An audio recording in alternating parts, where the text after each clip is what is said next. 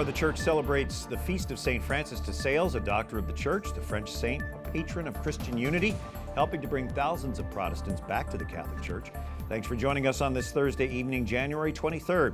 I'm Brian Patrick, and the annual Week of Prayer for Christian Unity ends this Sunday.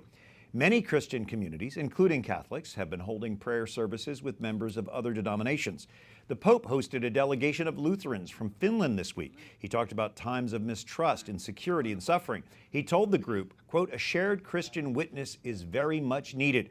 Cardinal Kurt Koch, who heads the Vatican's Council for Promoting Christian Unity, agrees. We have needs the blessing one another in the ecumenical dialogue, and I think this is a very beautiful sign for deepen the friendship and the brotherhood. Here in the U.S., resources for the Week of Prayer are being put out by the Franciscan Friars of the Atonement. There's a unique theme each year and scripture readings for each day.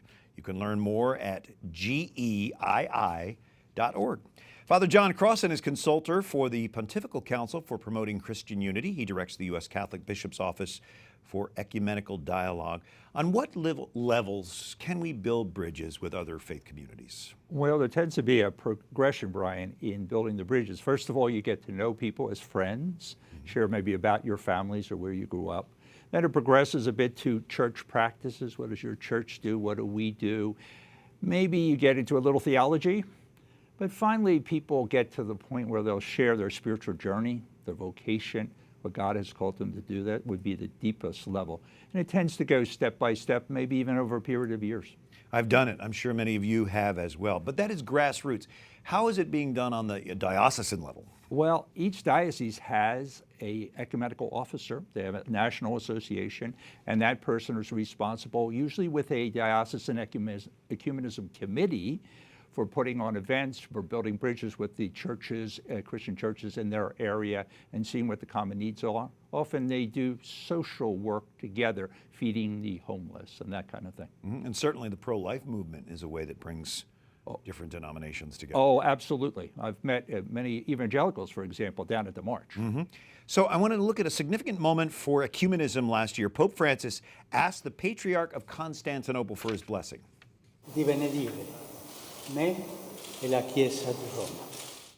The Pope saying, "Bless me and the Church of Rome." Unpack that moment as it relates to ecumenism. Well, we've gotten great feedback on it because it's a symbolic moment. It speaks of humility, and not just Francis' humility, but of the Church, that we are brothers and sisters, and that is the message conveyed, and it's very important to our Orthodox friends.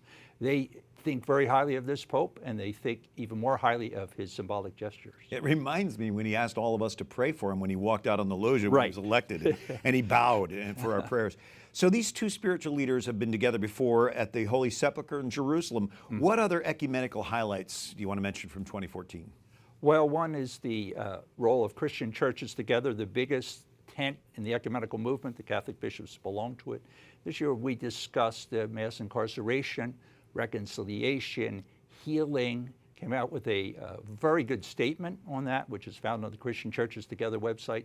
And that will be significant for the long term in reclaiming people and their lives. It seems like we're moving in a direction of unity, doesn't it? We certainly are. Father John Crossan, thank you for your input tonight. Oh, thank you for inviting me. You're welcome.